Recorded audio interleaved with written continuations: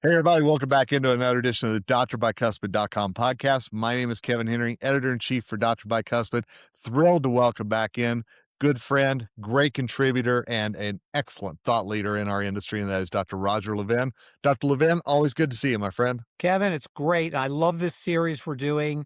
We're already starting to see some real progress with office managers in our client base, and it's great to be able to report back to you what's actually happening out there. And the potential is just enormous for office managers. So I'm very excited about today. Me too. I know this is on real world experience, and I can't wait to hear what you've got for us today. Again, as we continue this series, we're going to link back to previous episodes with Dr. Levin so you can catch up if you haven't heard them yet.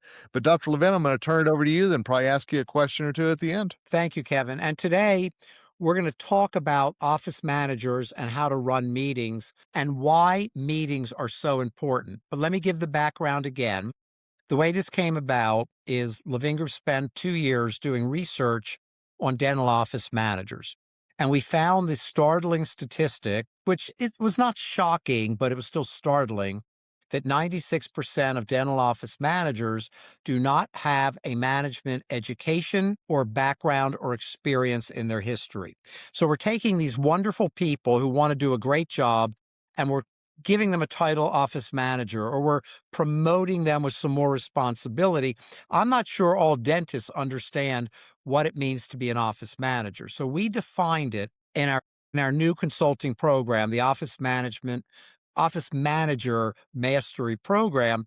We defined this new consulting program to train office managers as the office manager becoming a chief operating officer, which means they are running all non-clinical areas of the practice: systems, human resources, finance, recruiting, hiring, compensation, performance reviews. They're taking the pressure off dentists so dentists can get back to chairside doing what they love and have the freedom and confidence to do it. So I encourage everybody, go back to the previous 2 sections if you get the opportunity. I'm going to show you very quickly, because this will come up in episode 5, the picture. You don't worry about trying to see it really well, but this is the office manager pyramid that we're going to be talking about. And what I want to point out is there are 10 levels of office managers, and about 96% of them are at the first level. And that's okay, but it's not an office manager.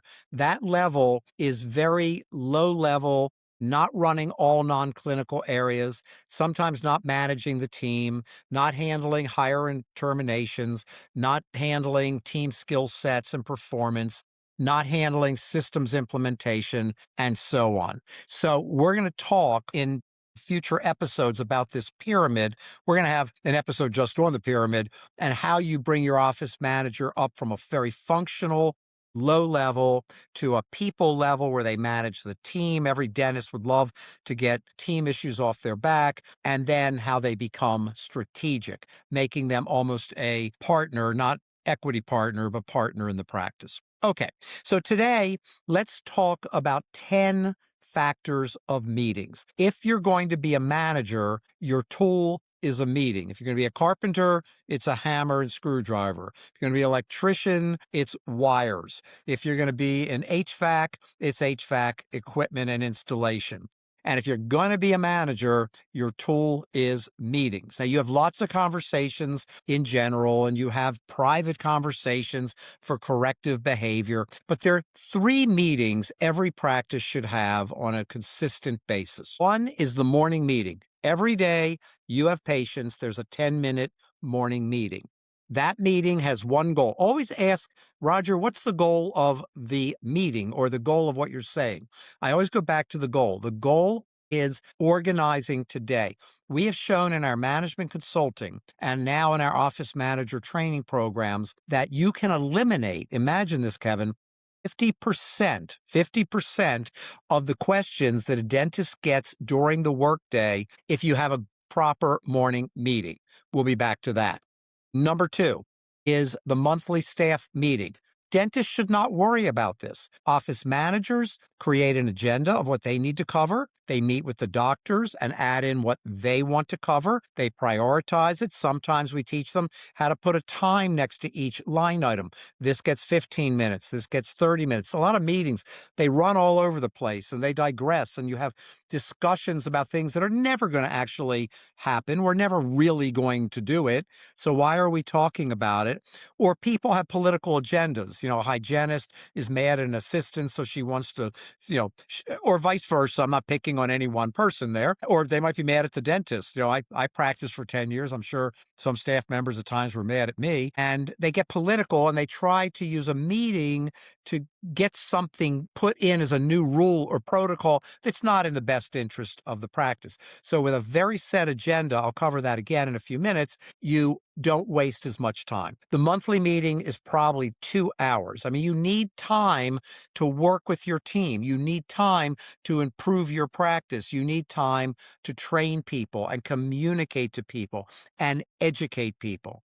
And then the third meeting is only once a year. That's a half day or full day strategic planning meeting. That's doctors and office manager, not the rest of the team.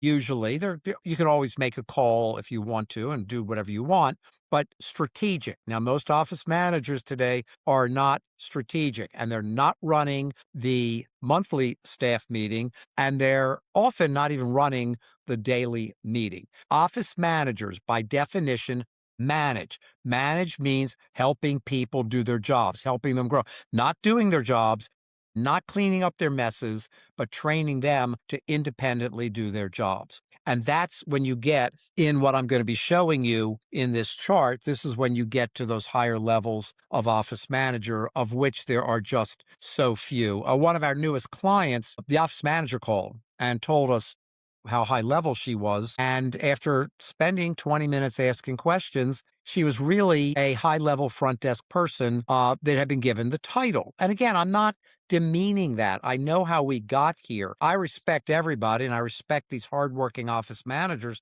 but we got to give them the skills they need to do the job. And you know what? Dentists, you can be really selfish and you can be really self centered and you can be really me first by saying, I don't want to do that stuff anymore. It's wasting time. We can rationalize it. It does waste time. Wasted time costs money. It's frustrating, stressful, fatiguing, and eventually you might get like some dentists and literally burn out, which is a World Health Organization occupational syndrome. It's a real thing. Mayo Clinic has written textbooks on this, which I've read to understand it, especially during COVID. Get out of the day to day of running your office, and your ticket is a highly trained and skilled office manager. Okay, 10 things you need to know about running a meeting, because office managers don't get this training. When you go to business school, you learn these things. When you don't, if you've never had any management education, this is not obvious. Number one, start with why are we having a meeting and what is the agenda? We teach every client, every office manager, how to set up the daily business meeting. It is today only. We are not discussing what we saw on TV last night. We're not hearing about somebody's vacations. We're not chit-chatting. It is about today. We start with review of schedule. Levin Group, we are dedicated to increasing practice income. This is what we do. So what's on the agenda? Who's coming in today that has not accepted treatment yet? Who's coming in today that owes money? Who's coming in today as a new patient, and who did they come from? What do we know about them? Here's a big one, Kevin. Who's coming in today that's overdue for x-rays and fluoride? Now, a dentist once said to me, none of my patients are overdue for x-rays or fluoride. And then he became a client. And in the first year, we found $47,000 of over. We started getting them back on track, but that 47,000 is gone. It's sunk cost. It is. You can't go. You can't say, well, you missed your last two, so we'll just do one a month for the next 3 months. They're not coming back for 6 months. Okay. So when you schedule the morning meeting, make sure everyone can make it. We get questions that you just have to get a little tougher, like, well, Julie lives 10 minutes further than Sally, so she has trouble being on time. No, she doesn't. Julie needs to be on time. So let's look at the situation, look at the time.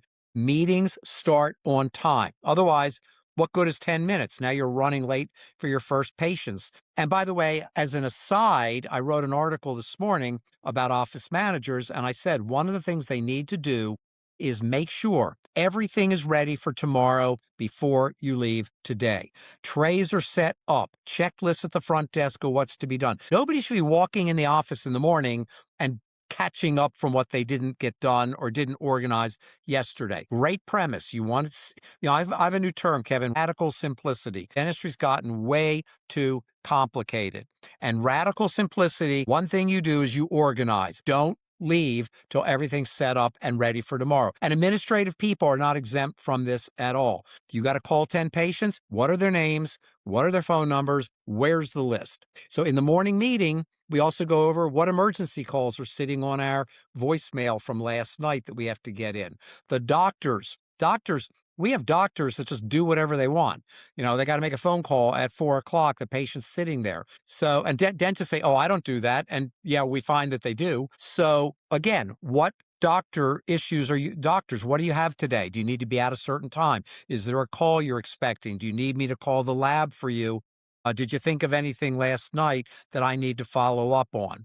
These are all parts of the morning meeting. And we also look at some key targets or statistics, KPIs, key performance indicators, production against goal, things along those lines. That's number one. Number two, don't have a meeting if you don't know why you're having it. You and I, Kevin, are in the business world. I get people that call Levin Group and go, "I'd like to have a meeting with Roger." I don't even know who they are. I mean, it's flattering that they've read my articles or heard me speak, and it's wonderful that they want to talk to me. I don't have a meeting if I don't know why. Because oh, by the way, I might get 150 of those type of emails or calls to Debbie, my assistant, a year. Now, if I speak to 150 people I don't know and I don't know why, what am I not doing for our clients? What am I not doing for our own company? And for you, Kevin, what article am I sending in late? I've never sent one in late, but I'd be late if other people were controlling all of my time. And I like to help people. So it took me a while to learn to say, what is the subject you would like to discuss? Or have Debbie do it. Okay. Number two, define the objective and agenda. Clearly state the meeting purpose. The purpose of the morning meeting, organized today. The purpose of the staff meeting is to bring the team together to advance the practice. Now, I'll get into that as we go along here. But the monthly meeting, we start with reviewing our mission. What is your mission? Levin Group's mission is improving the lives of dentists. 4 words. I accidentally got it right in 1985. I wrote it on a napkin. I wish I still had the napkin. It'd be framed up on a wall here, but unfortunately, I think I got rid of the napkin when I had it beautifully, printed out. And we know our mission. When we have all hands on deck meetings, we start with the mission. Number two is the report from the office manager. How did we do last month? Everybody should know how the practice is performing. Number three, what do we need to improve? There's always something. And every team member should be told, eventually it's going to be something that you're in charge of that we need to improve. It could be a doctor, it could be a team member. You don't have to sugarcoat it. You just tell people, don't get hurt feelings. Let's just look at it and make it better. That's what we're all about.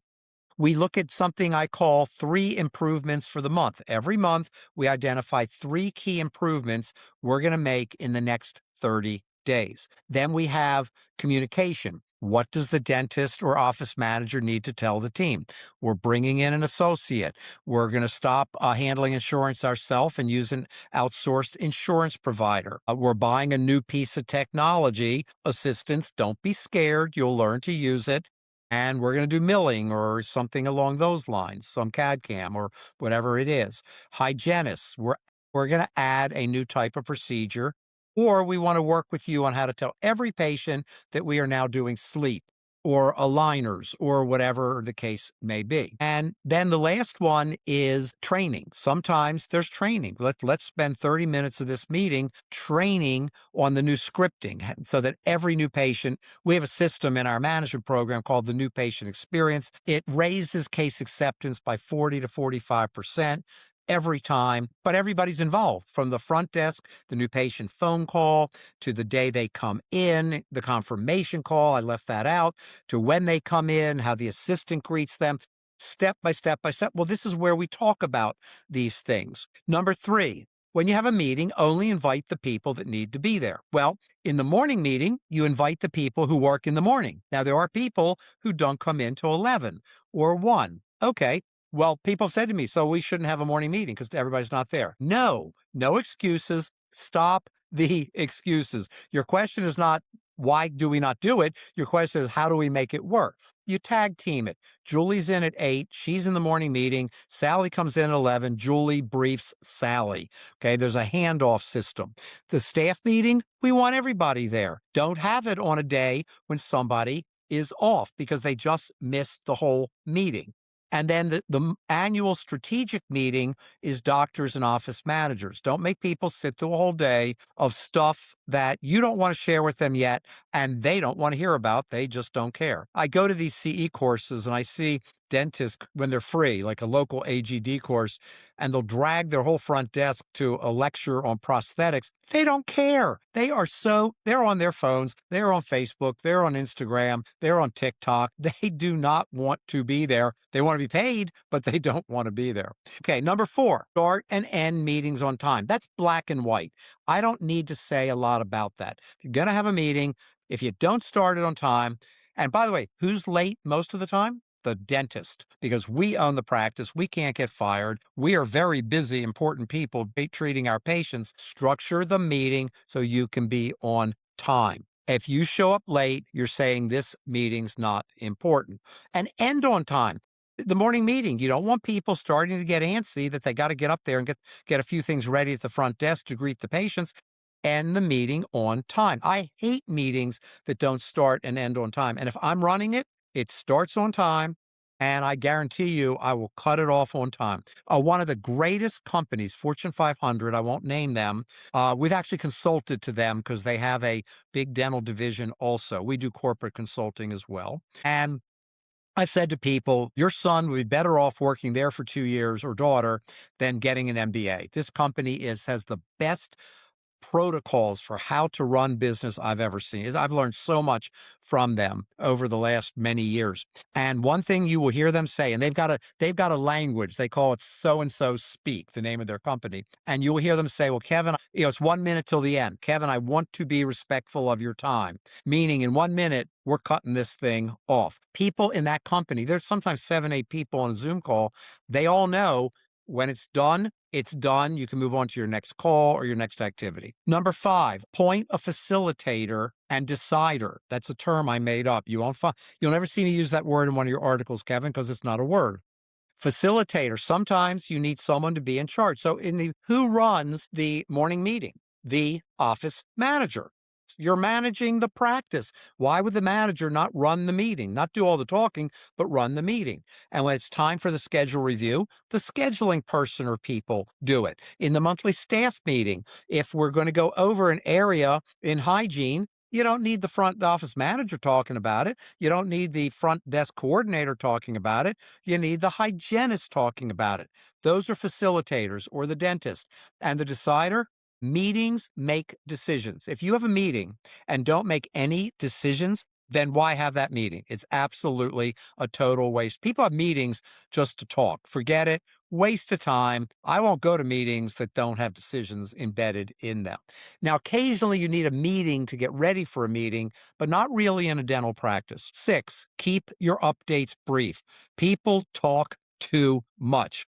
I've got someone that I'm working with in my personal life who's doing a very, very important job. Young guy. He's coming along. He's brilliant. Doing an A+ job, but he talks too long.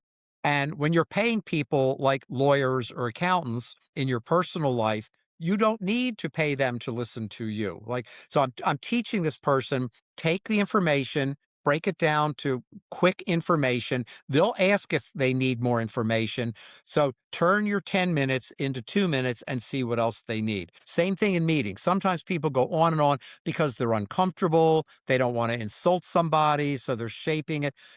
Kevin, I don't want you to be insulted, but last week when Mrs. Jones came in, and it might have been her fault, and maybe she was in a bad mood, and maybe she lost money gambling. And, it's like, okay, get to the point. Keep your updates brief. I want everyone to know we're going to do A. In June, we're doing B. In August, we're doing C. Any questions about that? Okay. Time discussions. Stick to the allotted times. If something should take 5 minutes, don't make it 15. There are people who just like to talk because people get comfortable. This is a huge point for managers to learn. There are people who get comfortable by talking through the issue. They make you their psychologist. Office managers are not psychologists, they're managers. And while it's nice to be psychologically sensitive and nice to people, and you should, that's not the way you run a practice. So there are people who will talk and talk and talk and talk and talk. And they sometimes you don't even know what the point is by the time they get there. I've sat in meetings where after a couple of minutes, I said, sorry for interrupting, because I hate to interrupt, but what is the subject we're discussing? Because they just started talking. I don't even know what was the topic. How do I focus on a decision if I don't even know what we're talking about? It sounds funny, but I don't know, Kevin, if you see that, but I definitely see it, and not infrequently. Number 8, encourage active participation. If people aren't participating, the office manager has to learn to call on them. Sally, what do you think? Julie, you've seen this. How do you think we should approach this? Get people used to participating, Mhm. and then they gradually will do it automatically. Number 9, document the action items. End of the meeting, last agenda item. What actions are we going to take? Now, the daily meeting, we don't do that because most of the agenda items are about actions. Staff meeting, we absolutely do it. And Levin Group does strategic planning also for dental practices. I think we're the only ones with that service. I wish there were more so we could compare notes. We did one last week and I participated because I do a couple a year myself also because it keeps me sharp and grounded and what's going on out there. And at the end, we summarized everything that's going to happen over the next 5 years in planning for this practice. We spent all day getting there, but we summarize it again at the end Nice. and follow up immediately. If there's anything that needs to be followed up, then put a timeline on it. When will you have it followed up by? And don't wait weeks to get to it. If you say, well, Kevin, we got to follow up on this, and it's a month from now, then why are we discussing it now? You're wasting my time. Let's discuss it next month. Let me just end by saying there is that other meeting once a year, strategic planning. Every practice should have a 5-year plan in detail, answering the question, where do you want to be in 5 years? How are you going to get there? And then every December, you take a half day or two a day, and it's a literal serious process, and you update that plan. We never know when we're going to have inflation or a pandemic or a war or a supply chain issue or anything else that happens in dentistry. So every year we update. It's a great year if you say, well, we have nothing to update. That'd be wonderful. That's rarely the case. And the office manager schedules that meeting, but the dentists run that meeting. But they need the office manager. She's got the numbers, she's got the information, she knows what's going on. Dentists don't need to know what's going on. They need to have an office manager that needs to know what's going on. And by the way, I don't think I've said this before. That makes dentists uncomfortable. A lot of dentists really shortchange their profit potential by not trusting their office manager. And they don't trust them yet because they're not trained. But once you have a trained office manager, let them do their job, go do your job, and have a great time doing it. Love it. Wow. A lot in today's. And one question I've got to ask you. So I know the importance of staying on time. And I've got to ask, if that person, the meeting starts late because of one person, are there consequences and who doles out those consequences? Well, I'm going to change the word consequences because we do teach something called progressive discipline in our management program. And we're teaching it to office managers because a lot of them are scared to death to, confront anybody about anything. They don't know how to do positive confrontation. If somebody's late once, it's look, you've been late, I've been late. As I say to you, I'm never late, except the next time, guaranteed by saying that I'll be late. I'm pretty much on time fanatically. A friend of mine the other day, I was 1 minute late and he was teasing me. He goes, "You're slipping. I've never seen you 1 minute late before." The first time, whatever the excuse is, don't care, fine, whatever. The second time, we're going to have a conversation about it. The third time, we go into what's called progressive discipline, which is, Kevin, these meetings need to start on time. It's really important. What do you need to do to be on time? And I'm putting it back on you. And that's the first of three. The third time, we're having a very different conversation because now you're hurting the team. It's not just about you. You are hurting the team. And if you can't get here on time, we got two choices: make the meeting later or get yourself moving earlier. One or the other. And by the way, life is complicated. If a staff member is watching this and says, Roger, you're being mean. I've got 4 children. I'm divorced. I'm trying to get everybody everywhere in the morning. I get that. Maybe you need to get up 10 minutes earlier in life. And it's hard. I know it's hard, but this is business. Business runs by principles. If you're late, the meeting is disrupted. You're coming in late. You don't even know what happened the first. I hate when people come in late and ask, what did I miss? Because my answer is ask somebody after the meeting, if you're late.